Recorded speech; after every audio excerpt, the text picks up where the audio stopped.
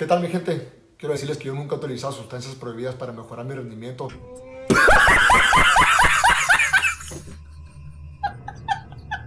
Nunca lo he hecho y nunca lo voy a hacer.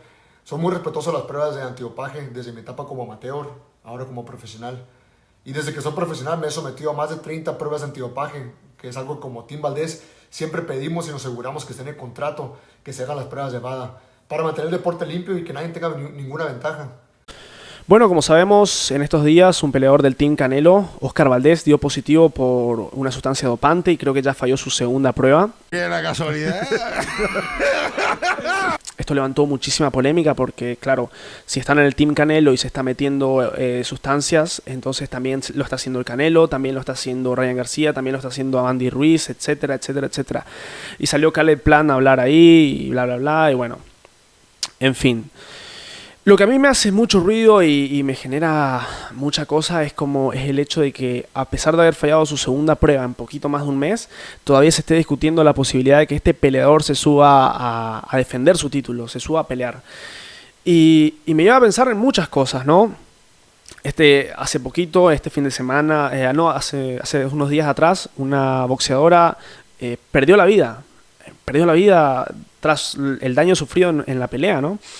Y esto, sabemos que el boxeo, las MMA, el Muay Thai y el kickboxing no son un juego. No son un juego.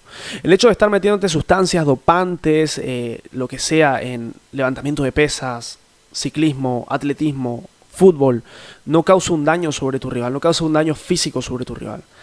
Pero dentro del boxeo, las MMA y los deportes que no son un juego, está en juego la salud, la integridad y la vida del otro peleador. Entonces, pienso que las organizaciones reguladoras de dopaje, antidopaje, deberían ser más estrictas en cuanto a las sanciones. No debería estar discutiéndose la posibilidad que este peleador pelee sabiendo que dio positivo y teniendo en cuenta que está en juego la vida de la otra persona, más allá del marketing, del dinero, etcétera, etcétera. Dentro de la UFC, todos nos acordamos del caso de Jon Jones, y Jon Jones es un tramposo, y esto y lo otro, y Vitor Belfort, y TJ Dillashaw. Estos tipos, Cody Garbrandt lo acusó repetidamente en las conferencias de prensa previa a su pelea contra TJ Dillashaw. Y después de pelear, sabemos todo lo que pasó. Él dijo que el TJ Dillashaw había enseñado a todo el Alpha Male a meterse y pasar los controles de antidopaje y esto y todo esto. Y sin embargo se metió a pelear igual y, bueno, fue noqueado 2 veces y luego fue noqueado por un peleador que perdió una pelea que no tenía que perder contra Pedro Muñoz, sin desmerecer a Pedro Muñoz. Pero el cambio de Cody Garbrandt después de esas 2 peleas es tremendo. Cody Garbrandt era un peleador que a mí me encantaba, tenía un boxeo impresionante, un reflejo increíble, y hoy es un peleador que perdió capacidad de reacción, que perdió sus reflejos. El daño cerebral no solamente se da cuando vemos a la persona en estado vegetativo, el daño cerebral se da de manera degenerativa y progresiva. Manny Pacquiao, esta última pelea, si bien sin desmerecer a su rival, Manny Pacquiao era un monstruo antes, y luego de ser noqueado contra Juan Manuel Márquez, nunca más volvió a ser el mismo. Nunca más volvió a ser ese peleador con esa velocidad explosiva, con esa capacidad de entrar y salir. No volvió a ser el mismo. No volvió a ser el mismo. Y así tenemos el caso de muchísimos peleadores que pierden la vida dentro de este deporte. Entonces pienso que las sanciones para peleadores que están usando sustancias dopantes deberían ser mucho más graves, mucho más fuertes. No se debería estar discutiendo esta posibilidad. No se debería estar discutiendo que si un peleador dio positivo 2 veces en poco más de un mes, todavía tenga la posibilidad de subirse al ring, al cuadrilátero, a defender su título. Vitor Belfort, se sabía, es uno de los casos más notorios de dependencia de sustancias. El daño que le causó a Michael Bisping, irreparable. Entiendo que hay organizaciones y que hay tanto de boxeo, de kickboxing, Muay Thai, MMA que son mucho más flexibles o que simplemente no cuentan con una organización reguladora antidopaje. Y esto me lleva a pensar también y ponerme en el lado del peleador y decir, bueno, si yo sé que mi rival se está metiendo, o que sé que existe una gran posibilidad de que mi rival se esté metiendo esteroides, no puedo ir a pelear en desventaja.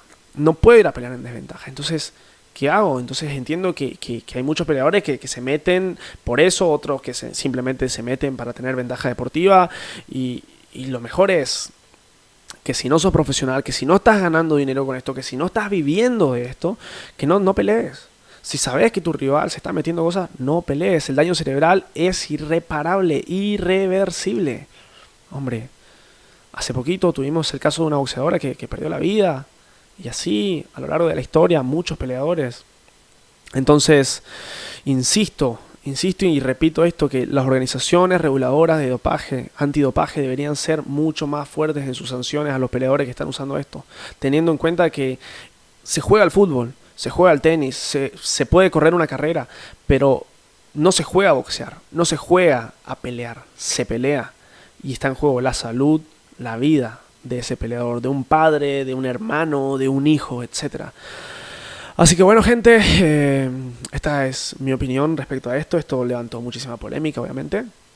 Esperemos que con el pasar del tiempo las organizaciones reguladoras se pongan un poco más estrictas con las sanciones para estos peleadores que hacen trampa, porque hacen trampa para los tramposos.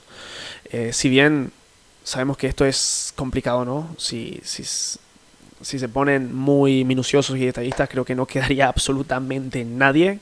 Nate Diaz afirmó una vez que cuando se le preguntó si le sorprendía porque Jon Jones había dado positivo, dijo que todo el mundo se mete, como en un gesto como irónico, burlándose, ¿no? Diciendo, todo el mundo se mete, hombre. Todo el mundo lo hace. Entonces, es muy complicado esto es muy complicado. Sabemos que para tratar cierto tipo de lesiones también se utilizan sustancias que son consideradas doping. Por ejemplo, tenemos el caso de Jair Rodríguez, que hace poco se escapó de USADA, entonces puede ser que él estaba tratándose alguna lesión por esto. Por esto no quiso acceder a la prueba porque iba a dar positivo, iba a recibir una sanción y iba a tardar mucho más en pelear. Quiero creer que es esa la situación de Jair. Quiero pensar que se escapó por eso y no porque esté usando o haciendo trampa con sustancias dopantes. Entonces, bueno, gente, espero que les haya gustado este video. Si es así, les pido que dejen un pulgar arriba, que ayuda muchísimo, y si no están suscritos al canal, les invito a que se suscriban. Así que muchas gracias, gente, hasta la próxima.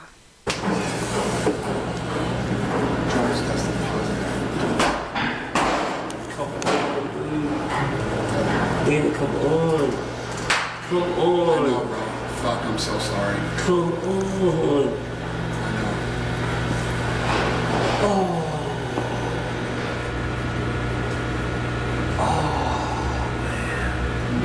I'm sorry, so hard. I know, I'm so fucking sorry. Like, is there anything I can do? Like, I'll sign a release and we can just fight. Can't do it.